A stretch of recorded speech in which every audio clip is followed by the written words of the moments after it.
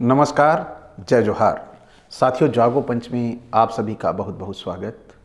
जागो पंच नित्य की भांति आज भी आपके लिए बड़ी ही मनोरंजक और रोचकता से भरपूर पौराणिक कथा लेकर आया है। यह पौराणिक कथा हम लेके आए हैं श्रीमद् देवी भागवत महापुराण से। श्रीमद् देवी भागवत महापुराण के पेज नंबर 28 पे ये जो पुस्तक है, ये पुस्तक है, जो प्रकाशन है वो भी बता दे रहा हूँ मैं, श्री ठाकुर प्रसाद पुस्तक भंडार, कचौड़ी गली, वाराणसी की पुस्तक है। ये अपने पेज नंबर 28 पर बड़ी ही रोचक और मनोरंजन कथा दे रही है। तो साथियों, ये मनोरंजन जो कथा है, यह कैसे मनोरंजन कह रहा हूँ मैं, सबसे बड़ी बात है, क्योंकि ये भगवानों की कथा है और भगवानों की कथा मनोरंजन कैसे दे सकती है।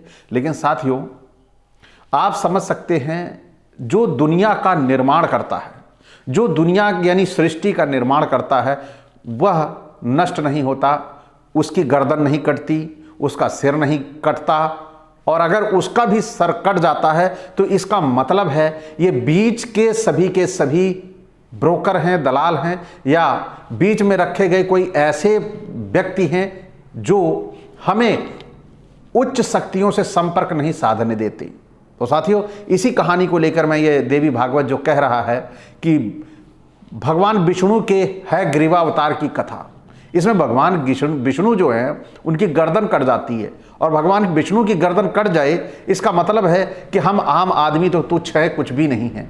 तो साथियों, समय न गंवाते हुए चलते हैं कहानी के उन अंशों की ओर जो हमें ये बताती है कि कैसे हमारे बीच में ये पौराणिक कथाएं अंधविश्वास और पाखंड और ऐसी ऐसी हैरत अंगेज चीज़ें प्रस्तुत करती हैं जो अविश्वसनीय है और अकल्पनीय है।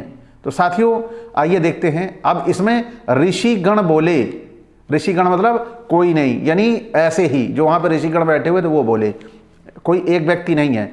आप सूत जी, आपने बड़े आश्चर्य की बात कही। अरे, जो भगवान विष्णु सबके कर्ता धर्ता हैं, अब ये भी कह रहे हैं जो भगवान विष्णु सबके कर्ता धर्ता हैं, उनका भी मस्तक कटकर धड़ से अलग हो गया। हे महामते, ऐसी घटना कैसे घट गई, इसे शीघ्र विस्तार पूर्वक कहने की कृपा कीजिए। भाई, बेचैन तो हो गए, बेचैन होना भी चाहिए। बेचैन तो मैं भी हो गया कि आखिर सृष्टि का निर्माण करता ही उसकी गर्दन कट गई, मेरी तो कुछ भी नहीं है, मेरी तो कभी भी कट सकती है, मैं मर गया, मैं तो तुच्छ मानव हूँ, तो विष्णु भी कटे जा रहे हैं, यही सोचने वाली बात है। अभी हमारे सूत जी कहते हैं, हे मुनिगणों, एक समय की बात है, सनातन परम प्रभु भगवान श्री हरि को घोर युद्ध करना पड़ा। फिर तो उन्हें थकान सी हो गई। तब वे अपने पुण्य प्रदेश बैकुंठ में गए, पद्मासन लगा बैठे। धनुष पर डोरी चढ़ी हुई थी। इसी अवस्था में धनुष को भूमि पर टेक कर उसी के सहारे वे कुछ झुक सा गए। श्रम के कारण अथवा लीला संयोग से उन्हें घोर निद्रा आ गई, यानी वो सो गए। भगवान भी सोते थे, क्योंकि आदमी को नींद आती है तो कल्पना करना था, तो जो खुद सो रहे हो तो कल्पना कर लो, भगवान भी सोते थे, तो यहाँ पे भगवान को भी इन्होंने सुला दिया। अब उसी समय इंद्र, ब्रह्मा, शंकर आदि सभी देवता यज्ञ करने में तत्पर होकर भगवान श्री हरि से मिलने बैकुंठ पहुंच गए। ये वे जहां भगवान विराजमान थे वहां पहुंच गए। देखा परम प्रभु भगवान श्री हरि योग, अब यहां पर श्री हरि योग निद्रा, यानी निद्रा में नहीं, योग निद्रा के अधीन होकर अचेत से पड़े थे। वे देवता अत्यंत चिंतित हो गए। अब ये सो रहे हैं, वो चिंतित हो गए कि किसी को सोना भी नहीं चाहिए। तब भगवान शंकर ने कहा, देवताओं, यद्यपि किसी की निद्रा भंग करना निषिद्ध आचरण है, फिर भी यज्ञ कार्य संपन्न करने के लिए तो इन्हें जगा ही देना चाहिए। तब ब्रह्मा ने वम्री नामक एक कीड़ा बनाया, वम्री नामक एक कीड़ा बनाया, और सोचा धनुष पृथ्वी पर है ही, यह कीड़ा उस धनुष की तांत को काट देगा। तदंतर आगे की रस्सी को काटते ही झुका हुआ धनुष ऊपर को तन उठेगा, फिर तो देवाधिदेव हरि की निद्रा टूट जाएगी। अविनाशी ब्रह्मा ने जैसा करने के लिए वम्री को आज्ञा दे दी। तब वह वम्री नामक कीड़ा ब्रह्मा जी से कहने लगा, राजन, भगवान, इस धनुष की डोरी को काटने से मेरा क्या लाभ? अब यहाँ सबसे बड़ी बात, सोचने वाली बात है कि यह देवी देवता के जो निर्माण होते थे उनका प्रयोजन होता था कि तुम्हें ये काम करना है, लेकिन वह भी देवी देवता जो बनाते थे वो भी पूछते थे कि आखिर आप मुझे बना तो दिए, इसमें मेरा फायदा क्या है, अब जिसके कारण मैं ऐसा घृणित कार्य करूं। तब ब्रह्मा जी ने कहा, सुनो, हम लोग तुम्हें यज्ञ में भाग दिया करेंगे, यानी तुम्हें जो यज्ञ होगा उसमें से कुछ हिस्सा दिया करेंगे। तब देखो लालच दी, तब जाके, यानी कि ये इस प्रयोजन से उसका निर्माण किया था ब्रह्मा जी, लेकिन ब्रह्मा जी ने जिसका उस प्रयोजन से निर्माण किया था उसको उस प्रयोजन को के विषय में जब बता दिया तो उसके विषय में उसे बदले में कुछ चाहिए था। अब देखिए ये क्या है, यही से उत्पन्न होती है जब ये भगवानों के निर्माण की प्रक्रिया ही लालच से है, तो वो लालच आगे कैसे उन जीवों में आ जाती है, बड़ी ही सोचने वाली बात है। सूत जी कहते हैं, इस प्रकार ब्रह्मा जी के कहने पर उसी क्षण वम्री ने प्रत्यंचा को जो भूमि पर थी खा लिया, फिर तो धनुष बंधन मुक्त हो गया। प्रत्यंचा कटते ही भयंकर शब्द हुआ जिससे देवता भयभीत उठे, चारों ओर अंधकार छा गया। कुछ समय बाद जब घोर अंधकार शांत हुआ, यानी जब प्रत्यंचा वो जब भयंकर शब्द हुआ तो बम फटने की आवाज आई, यानी बहुत भयंकर इतनी तेज आवाज हुई कि चारों तरफ उस बम फटने से चारों तरफ अंधकार में छा गया, सबकी आंखें बंद हो गई। और फिर तब भगवान शंकर और ब्रह्मा जी ने देखा श्री हरि का श्री विग्रह बिना मस्तक का पड़ा हुआ था, यानी कि उनका जो मस्तक है वो अलग पड़ा हुआ था, उनका धड़ अलग, यानी कि उस विस्फोट से, जो धनुष का विस्फोट हुआ उस विस्फोट से उनका धड़ जो अलग पड़ा हुआ था। अब भगवान विष्णु के केवल धड़ को देखकर सभी देवता अत्यंत दुखी होकर विलाप करने लगे कि आए थे इनसे मदद मांगने के लिए और यह खुद इनका सिर अलग पड़ा हुआ है। तो ब्रह्मा जी ने कहा, काल भगवान ने जैसा विधान रच रखा है वैसा अवश्य ही होता है, अतएव तुम सभी उन सनातनी मई विद्य स्वरूपणी महामाया का चिंतन करो, अब वही हमारा कार्य सिद्ध करेंगी। अब यहाँ पर बुला लिया माता को कि माता कार्य सिद्ध करेंगी।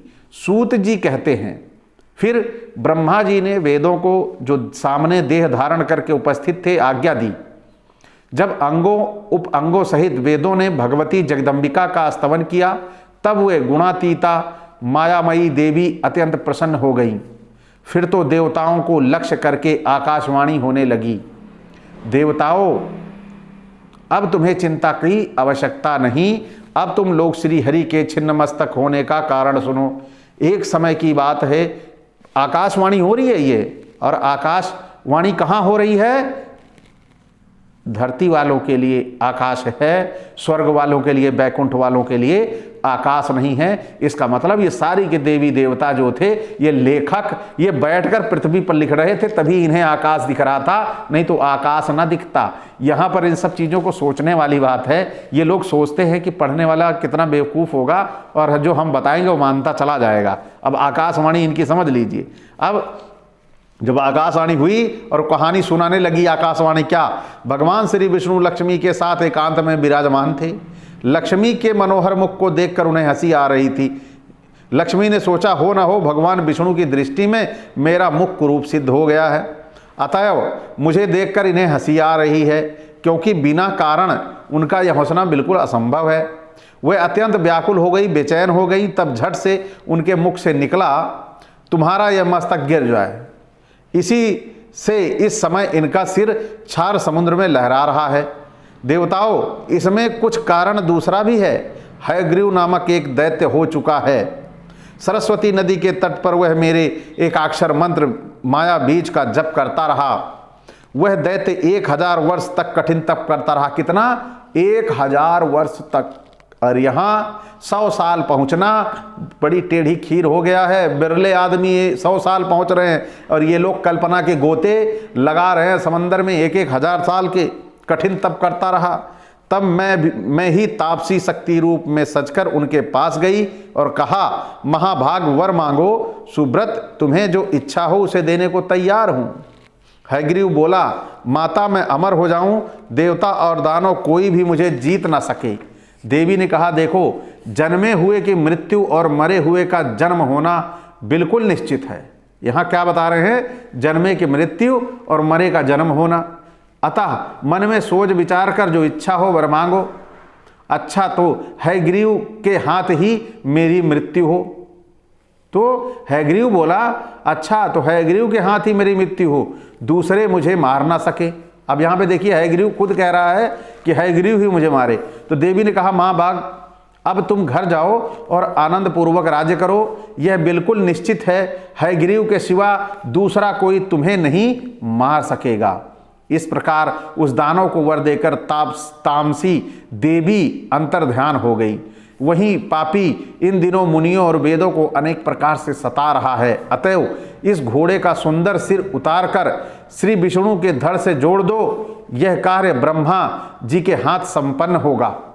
तब जो वहां पर जो सिर गिरा पड़ा था, हयग्रीव को मतलब घोड़ा अवतार, तो यहां पर उस घोड़े को कैसे तैयार किया जा रहा है? श्री विष्णु के धड़ से जोड़ दो, जो घोड़े का सुंदर, किसी घोड़े का सिर उतारकर विष्णु के सिर पे जोड़ दो। तब तदंतर वही भगवान हयग्रीव देवताओं के हित साधन के लिए उस दुष्ट एवं निर्दयी दानव के प्राण हरेंगे। आकाशवाणी सुनकर ब्रह्मा ने तलवार से घोड़े का मस्तक उतार लिया। यहां पर देखिए, ब्रह्मा एक मतलब जिसे बोलते हैं अनबोलता, जो बोलता नहीं है, भोला भाला जीव घोड़ा, उसकी गर्दन काट ली कितनी निर्ममता से। कितने बड़े ये कातिल हैं, हत्यारे हैं, ये यहीं से समझ में आता है। ये देवी देवता नहीं है, ये निर्माण किए गए हैं। ये घोड़े का नया सिर बना सकते थे, घोड़े का उस विष्णु की गर्दन पे घोड़े का सिर निकाल सकते थे, और लेकिन इन्हें काटना पड़ा घोड़े का सिर वहां जोड़ने के लिए। यह सोचने वाली बात है। यही है अंधविश्वास और पाखंड में ढकेलने वाली बातें। जो निर्माण करता है, तीनों के तीनों वहां पे जितने देवी देवता थे वो सभी निर्माण करता थे, कुछ ना कुछ बना लेते थे। तो वह विष्णु स्वयं चाहते तो अपना दूसरा रूप बना लेते हयग्रीव का, और उसमें किसी घोड़े को, किसी जानवर को काटने की जरूरत ना होती। लेकिन यहां पर इन्होंने दिखाया है कि कितने निर्दयी ये भगवान होते थे और दानवों को निर्दयी कह रहे हैं, जो आशीर्वाद पाने के लिए वो इन्हीं से वरदान प्राप्त करते थे, और ये अपने ही आशीर्वाद को काटने के लिए व्यवस्था करते थे। तो आशीर्वाद देते ही क्यों थे, सबसे बड़ी बात, और अपनी तपस्या क्यों करवाते थे? यही सोचने वाली बात है। तो इन्होंने क्या किया, साथ ही तुरंत उसे भगवान के शरीर पर जोड़ने की व्यवस्था संपन्न कर दी। अब वहां पर घोड़े का सिर काटा और व्यवस्था संपन्न कर दी। फिर तो भगवती जगदम्बिका के कृपा प्रसाद से ही उसी क्षण भगवान विष्णु का हयग्रीवावतार हो गया और उन्होंने दानव हयग्रीव का वध किया। भगवती महामाया का यह चरित्र परम पवित्र, पापों का संहार करने वाला, उसे जो पढ़ते हैं, सुनते हैं, उसे संपूर्ण संपत्तियां सुलभ हो जाती हैं। अध्याय 5-4 समाप्त। तो साथियों, यहां पर इन्होंने दिखाया कि कैसे देवी देवता जानवरों को काट के खुश होते थे।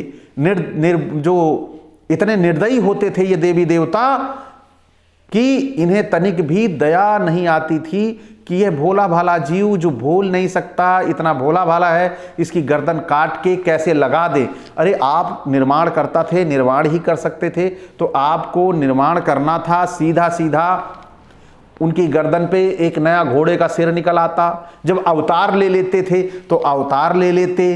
तो लेकिन आखिर इन देवी देवताओं को, जैसे गणेश को गर्दन देनी थी, सिर लगाना था, तो हाथी का सिर बैठे हुए काट लिया। अब इधर घोड़े का काट के पैदा कर रहे हैं। अरे जब मैल से, जैसे गणेश का निर्माण पूरा किया था, फिर से मैल बना के लगा देते, सिर बन जाता, तैयार हो जाता। वैसे ही यहाँ भी घोड़े का सिर अपने आप पैदा कर लेते।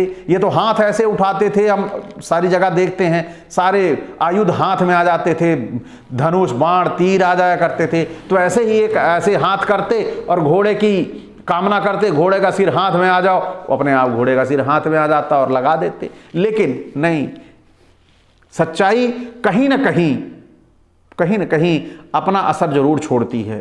तो इस निर्दयता में देवी देवताओं का बहुत बड़ा हाथ है। यह कोई देवी देवता नहीं थे, और देवी देवता थे तो बारी बारी इनका भी विनाश हुआ और ये धरती पर रहते थे और ये धरती छोड़कर कहाँ भाग गए पता नहीं चलता। लगता है जनसंख्या अधिक होने के कारण इन्हें कोई देख न ले और इनकी शक्तियां कोई छीन न ले, इसलिए सारे के सारे पृथ्वी छोड़कर भाग गए हैं। तो साथियों, आज की ये कहानी हयग्रीव अवतार यानी भगवान का घोड़े का अवतार, मनुष्य के अवतार में मनुष्य बनकर ये कुछ नहीं कर सकते थे, अवतार लेके कुछ नहीं कर सकते थे, स्वयं प्रभु ईश्वर निर्माणकर्ता बनकर कुछ नहीं कर सकते थे। यह इन्हें कुछ करने के लिए अलग से रूप बनाना पड़ता था, मारने के लिए। तो साथियों, आज की ये कहानी कि देवी देवता कितने कमजोर, कैसा लगा? अगर आपको अच्छा लगा हो तो लाइक करें और साथियों सब्सक्राइब करना ना भूलिएगा जो हमारे नए साथी देख रहे हैं। और हाँ, बेल आइकन की घंटी भी दबा लीजिएगा जिससे हमारे वीडियो का नोटिफिकेशन आप तक त्वरित गति से पहुंच जाए। इसी के साथ आपसे विदा चाहूँगा। जय भीम, जय मंडल जी।